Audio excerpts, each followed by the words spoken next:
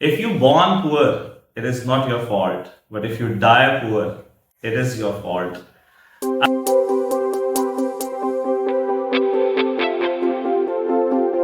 अस्सलाम वालेकुम, मैं हूं आपका अपना यूई Usama Ejaz, director the vision grammar school.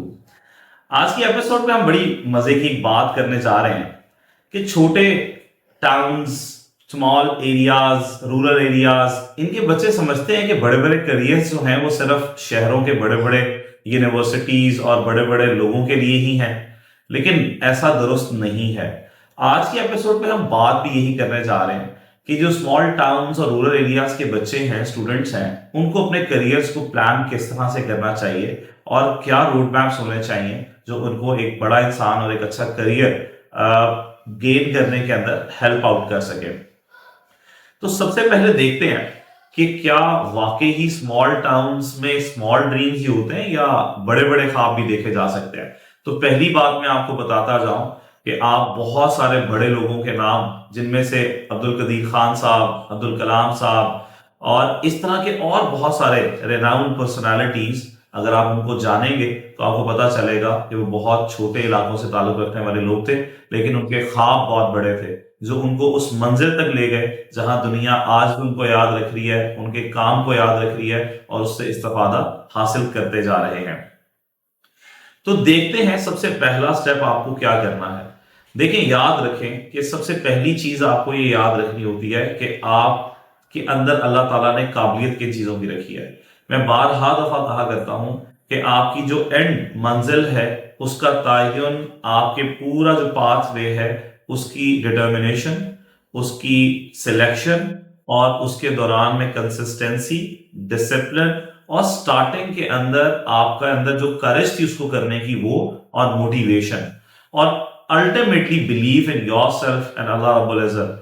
कि जब आप इन चीजों का एक मजमुआ बनाते हैं, इन चीजों को कलेक्ट करते हैं, तो देन यू डिसाइड कि यस, मुझे इस मंजिल पर पहुंचना है और इस तरह से पहुंचना है। तो याद रखें कि सबसे पहला स्टेप आपको जो करना है उसके अंदर आपको कुछ चीजों का जो ख्याल रखना है वो क्या होनी चाहिए। उसके अंदर मैंने आपको बताया कि आप किस चीज में ये अंडरस्टैंड करें कि आप अच्छे हैं, आपका इंटरेस्ट है और किस स्किल को सीखने में आपको मजा आता है, और आपका टाइम जो है वो आपको अंदाजा ही नहीं होता कि आप उसके अंदर इतने मगन हैं, इतना एंजॉय कर रहे हैं कि आप उसके आगे परसू करते चले जा रहे हैं। तो जब आप एक्सप्लोर कर रहे होते हैं चीजों को जिसके अंदर आपका इंटरेस्ट होता है, आपका टाइम स्पेंड हो रहा होता है, यू आर एंजॉयिंग और आपको क्रेविंग हो रही होती है to learn more about that, तो ये आपके इंटरेस्ट को डिटरमिन कर रहा होता है। अगर आप इस चीज को अंडरस्टैंड कर लेते हैं कि जी मेरा इंटरेस्ट इस चीज के अंदर है, इससे फॉर एग्जांपल जैसा स्मॉल टाउन्स के अंदर अगर आप देखते हैं तो वहां पर स्टूडेंट्स को नॉर्मली एग्रीकल्चर से रिलेटेड कुछ चीजें पसंद है, एनिमल से रिलेटेड चीजें पसंद है, प्लांट से रिलेटेड चीजें पसंद है, और आजकल चूंकि डिजिटल वर्ल्ड है तो मोबाइल मेरा ख्याल है हर स्मॉल टाउन में मौजूद है, हर इलाके के अंदर है, रूरल एरियाज में मौजूद है, इंटरनेट एक्सेस मौजूद है, तो वहां पर आपके पास नॉलेज, इंफॉर्मेशन, ये सारी चीजें तो अवेलेबल है। अब डिसाइड आपको करना है कि आइदर आपने नॉन प्रोडक्टिव चीजों के अंदर उसको स्पेंड करना है या आपने उसमें से कुछ प्रोडक्शन निकालनी है। फॉर एग्जाम्पल, अगर आप मेडिकल या एनिमल्स से रिलेटेड कोई काम कर रहे हैं तो वेटनरी की फील्ड बहुत ज्यादा अच्छी है। अगर आप एग्रीकल्चर में जाते हैं तो वहां पर आपके पास इतनी वास्ट जो है वो अपॉर्चुनिटीज आ चुकी हैं कि इतना एडवांस सिस्टम एग्रीकल्चर का दुनिया में चल रहा है और उसकी अंडरस्टैंडिंग चल रही है, उसकी अपग्रेडेशन हो रही है। उसके बाद अगर आप डिजिटल वर्ल्ड को देखते हैं तो वहां पर तो बेबहा किस्म के स्किल्स मौजूद हैं, और इसी तरह इन इलाकों के अंदर से जो आर्म फोर्सेस वाले बच्चे हैं, बहुत सारा हमें मिलता है कि ऐसे इलाकों से हमारे जो जवान हैं वो आर्म फोर्सेस को ज्वाइन करते हैं। तो there is no limit of the dreams, ये बात याद रखें पहले तो आप वहां से जब इन चीजों को अवेयरनेस हासिल करना शुरू करते हैं तो आपको अपने पास नजर आना शुरू हो जाते हैं और रोशनी आपके लिए जो वो खुलती चले जाते हैं दरवाजों को। दूसरा जो स्टेप आपने लेना है, first you have to identify your interest और उसको एलोकेट करें, एंड देन आपने देखना है कि एक्सपोजर आपने उन चीजों का किस तरह से लेना है। तो मैं आपको भी जैसा बता रहा था कि YouTube के ऊपर आपके पास जस्ट गिव अ प्रॉम्प्ट और आप सर्च करें कि उन एरिया से रिलेटेड क्या इंफॉर्मेशन गाइडलाइंस मौजूद है, तो आपको बहुत सारा वहां पर मटेरियल मिल जाएगा।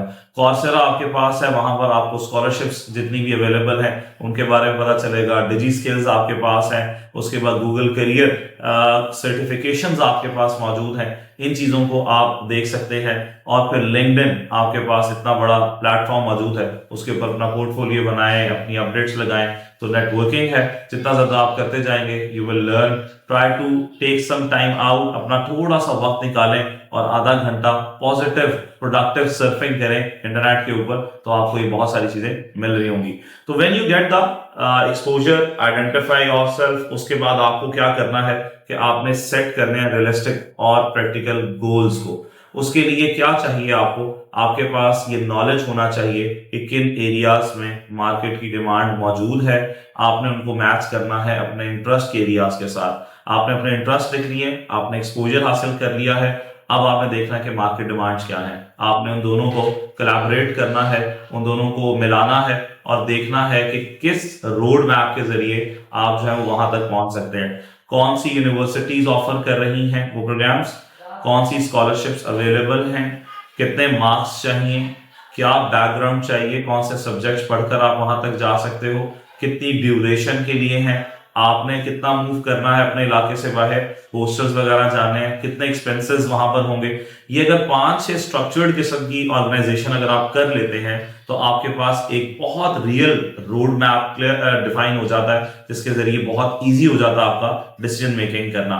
और फिर ये जहन में रखें कि वो आपके पास कौन से स्किल्स हैं, जिस पर मैं अक्सर आपको कहा करता हूं कि कम्युनिकेशन स्किल बड़ा इंपॉर्टेंट है। यहाँ पर बहुत सारे अच्छे स्टूडेंट जो हैं, खास तौर पर रूरल एरियाज के या स्मॉल टाउन्स के, वो लैक करते हैं कम्युनिकेशन के अंदर। इसको एनहांस करें। दूसरा, डिजिटल स्किल्स जो हैं, थोड़े बहुत बेसिक आपको स्किल्स आने चाहिए। ईमेल कैसे लिखनी है, आपने अपनी एप्लीकेशंस कैसे लिखनी है, आपने पर्सनल स्टेटमेंट्स कैसे लिखनी है, और आपने अप्लाई कैसे करना है, ऑनलाइन के ऊपर जो सारा मटेरियल पड़ा हुआ उसको अंडरस्टैंड कैसे करना है। ये सारी चीजें आप लोगों को अपने ऊपर अंदर डेवलप करनी पड़ेगी, जिसके जरिए आपको बहुत ज्यादा हेल्प मिल रही होगी। उसके बाद जब आप देखते हैं ये सारी चीजें भी हो गई हैं, आपने वो बना लिया है, अब आपने आगे बढ़ना है कि आपने आगे जाकर उसके लिए परसू कैसे करना है। देखें, कभी भी कोई बड़ी चीज हासिल करनी हो तो प्लेट में रख कर नहीं मिलती है, उसके लिए आपको स्ट्रगल करनी पड़ती है। You have to take some hard decisions as well. आपको कुछ ना कुछ अच्छे डिसीजंस लेने पड़ते हैं और उसका एंड रिजल्ट आपको अच्छा मिलता है। ये कभी भी मत सोचें कि आज आपने एक फैसला किया है तो कल से उसके फल मिलना शुरू हो जाएंगे।